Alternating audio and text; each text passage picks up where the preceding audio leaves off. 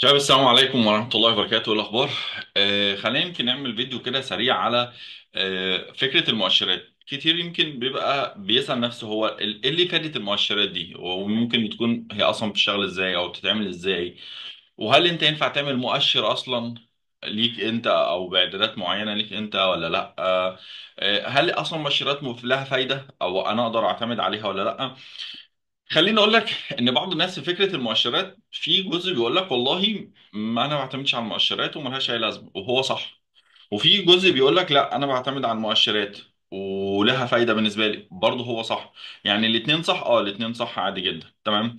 لكن هنا بيتوقف على فكره طريقه شغلك انت.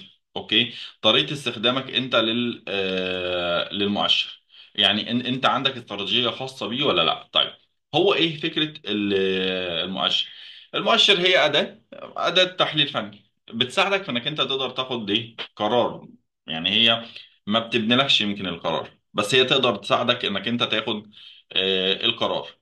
انا هوضح لك بعض الحاجات الخاصه بالمؤشرات، وبعد كده هنعمل جزء مع بعض، سلسله كده مع بعض ان شاء الله نتكلم فيها على شرح كل مؤشر لوحده. وفي الاخر هنتكلم ان هل ينفع تدمج اكتر من مؤشر مع بعض انك تعتمد عليهم في اتخاذ قرار ولا لا. هنشوف الكلام ده كله في اخر او في نهايه السلسله ان شاء الله اللي هنعملها مع بعض. زي ما قلت لك إن فكرة المؤشر هو أداة تحليل فني خاصة في بالفوركس، بتساعدك انك انت بتاخد قرار. في عندك حاجات خاصة بالمؤشرات مثلا اللي بتقيس لك حركة الأسعار، بتقيس لك حجم التداول.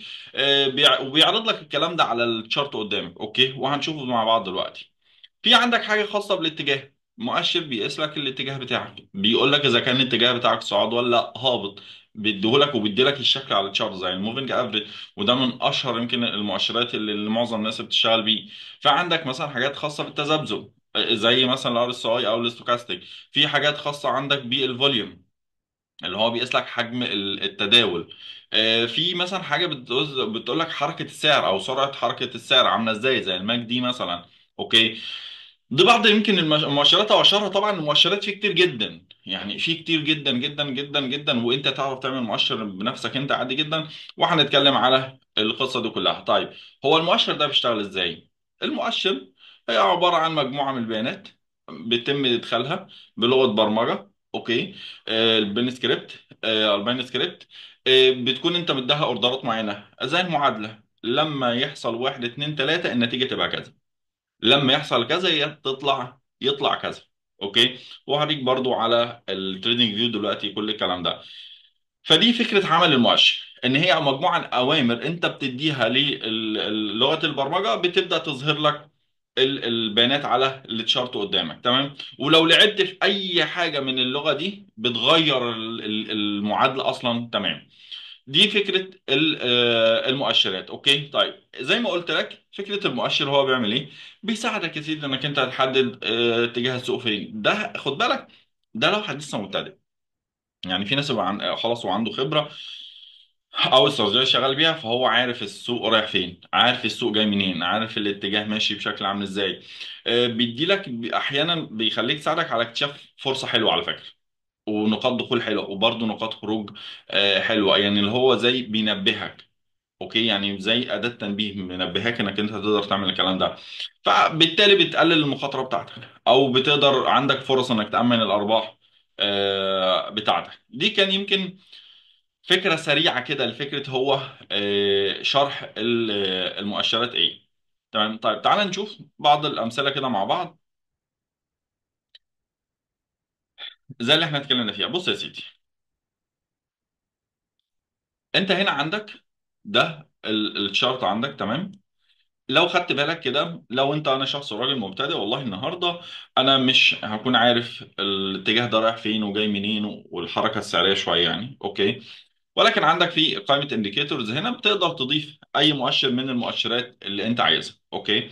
انا مثلا كنت ضايف حاجه كده للمثال عشان الوقت، يعني زي الموفينج افريج مثلا. اوكي. الموفينج عندك تقدر طبعا في الاعدادات تقدر تغير من الاعدادات من اي مؤشر، وهيبقى نتكلم عليها بالتفصيل بعد كده. بس تقدر تغير في الاعدادات بتاعتك زي ما انت عايز. اوكي. المؤشر اللي هو الاسود، لو خدت بالك دلوقتي، تعال نخفي المؤشر. انت النهارده مجرد ما دخلت السوق، انت شايف السوق في حاله هبوط، بس في حاجه، ما هو ممكن يساعدني في حاله دخول. يعني المؤشر النهارده كان ممكن يساعدني في حاله ان انا اقدر اخد قرار اصلا على الدخول. اصلي الاتجاه بتاعي، يعني احنا كنا بنتكلم في الموفنج بيقيس لك اتجاه السوق. تعال نشوف اتجاه السوق عامل ازاي. بص يا سيدي، لو خدت بالك هنا، طول ما الشموع فوق انت في اتجاه صاعد، بدأت الشموع تنزل تحت وانت في اتجاه هابط. اوكي، طب الشموع عليه اصلا الكاندلز نفسها على الموفنج نفسه، ايه اللي حاصل؟ انت في مرحله كونسوليديشن. واخد بالك من الجزئيه دي كده، حاله كونسوليديشن اهو. اوكي، دي فكره الايه؟ فكره عمل مؤشرات. طيب، هل انت ينفع تعمل مؤشر مع نفسك؟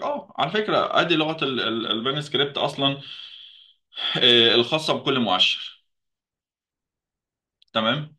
دي مثلا المانuscript الخاصه بال الاي ام اي، الموفينج افريج. تقدر زي ما انت شايف، دي معادله، بس طبعا عايزه ناس خاصه بالبرمجه عشان تقدر عشان تقدر هي تعمل الكلام ده يعني. او انت لو اتعلمت لغه البرمجه اللي هي هو في التريدنج فيو بيحتاج الباين سكريبت. اوكي، فانت تقدر تعمل ده. هتلاقي مثلا ادي معادله زي ما انت شايف هنا، مديله المعادله دي لما يحصل كذا كذا اهو، يبدا يعمل معاك مثلا ده كذا. لما يبدا يحصل كسر مش عارف فين، يبدا يعمل ايه، زي ما انت شايف كده بالالوان بكل حاجه، الكلام اللي انت، الحاجات اللي انت عايز تغيرها كلها. زي ما قلت لك انا مش هشرح لك فيها، أنا ما عنديش خبره قويه فيها او كبيره في موضوع لغه البرمجه. بعض المعلومات العامه بس كده اللي كانت بتساعدني في الشغل يعني. اوكي، ولكن زي ما قلت لك ان هو ادي ادخالات. لو خدت بالك الانبوتس بتاعتها، قادر تعمل ده، قادر تغير مثلا في حاجة، قادر تغير اسم، تحط. تقدر على فكرة تعمل أصلا زي ما قلت لك مؤشر أنت بيك. يعني أنت تقدر تعمل أصلا مؤشر خاص بيك أنت، وتبدأ أنت تشتغل عليه عادي جدا. أوكي، ده فكرة المؤشر. طيب، السؤال المهم، هاني، هل المؤشرات دلوقتي هي حاجة مفيدة؟ مفيدة. طب ما هو في ناس بيقول لك هي مش مفيده، ما هي مش مفيده عشان استراتيجيته. مثلا واحد بيجي يقول لك والله انا بشتغل اس ام سي. اوكي، انا راجل شغال والله اس ام سي، حصل عندي الماركت ستراكشر مثلا، والله على سبيل المثال مثلا خدت الاوردر بلوك بتاعي هنا كده. اوكي، فخلاص انا راجل هو الاستراتيجيه بتاعته تقول ان هو مثلا ما بيعتمدش على على مؤشرات. يعني هو الراجل الاستراتيجيه بتاعته مثلا بتقول لك والله انا ما اعتمدش مثلا على مؤشر. خلاص اوكي، هو صح. هو صح بناء عليه، بناء على الاستراتيجيه بتاعته. ان هو صح، مفيش مشكله.